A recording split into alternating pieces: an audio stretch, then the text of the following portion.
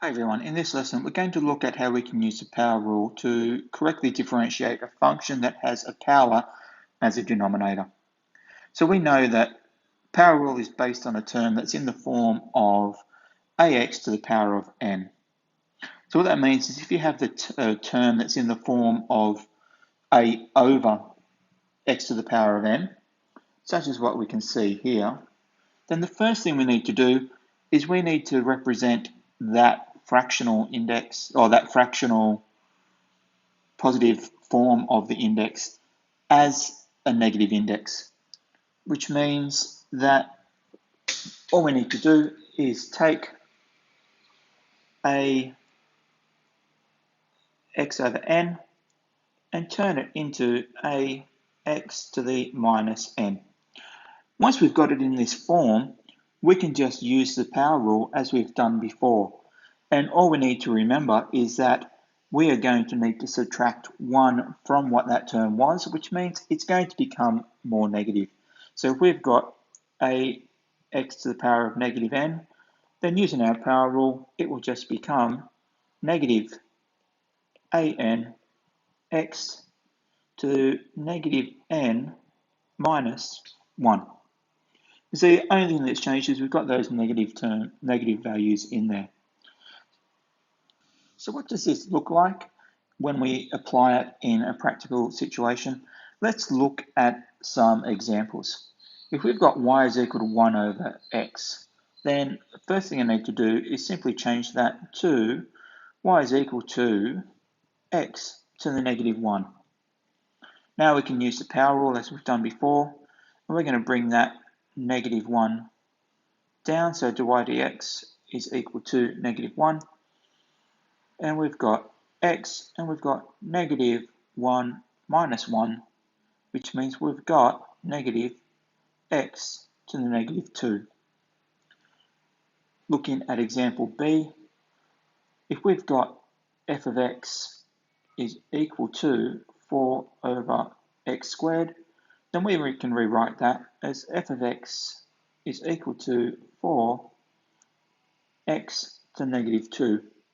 And using our power rule, we're going to bring that down. So dy dx, or we've got f of x there, so we'll use f of x terminology.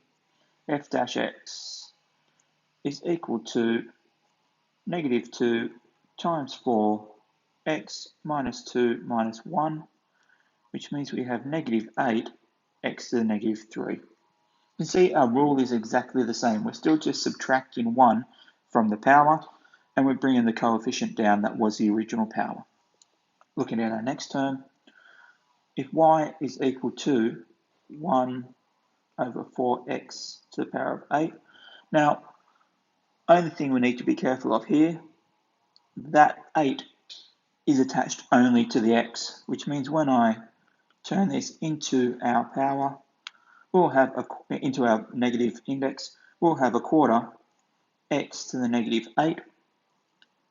Bringing that down now, dy dx is going to be equal to negative 8 times a quarter x minus 8 minus 1, which means we have minus 2x to the negative 9 as our answer. Looking at our next one, here we've already got it in negative index form, so we simply apply the power rule. F dash x is going to be equal to negative 4 times negative 2x minus 4 minus 1, which means we have 8x to the minus 5. And if we wanted to put that back into positive index form, then that would simply be 8 over x to the power of 5. Looking again at example E, if f of x is equal to 3x to the power of 4 plus 5 over x minus 2, just as we did before, if it's a composite function where we've just got adding each term individually, all we need to do here is change this term into its positive, or into its negative index form. So we've got 3x to the power of 4 plus 5x to the minus 1 minus 2, which is equal to 4 times 3x 4 minus 1 plus 5 times minus 1 x minus 1 minus 1, and the constant becomes a 0. And we're left with 12 x to the power of 3 minus 5 x to the power of minus 2. And if we were to show that back in positive form, or index form, we'll have 12 x3 minus 5 x squared. So you can see the reason why I've done this here is just to highlight the fact that when it is a negative index or it's in the denominator, when we apply the power rule, the power of the denominator actually increases. So we can see f dash x is equal to that value there. So now let's look at one where we've got a more complex function involved. So we've got y is equal to x squared plus x over 3x. So whilst we can't apply the power rule straight away, we can factorize this first to remove part of the function, or part of the sum of the variables. So we've got x outside of x plus 1 all over 3x. So now that we've factorized, I can remove those, and we're left with x plus 1 all over 3, and we can now separate those into x over 3 plus a third, and when we differentiate that now, dy dx is going to be equal to, bringing that power down, 1 times x to the power of 0 over 3 plus 0, so we're left with 1/3.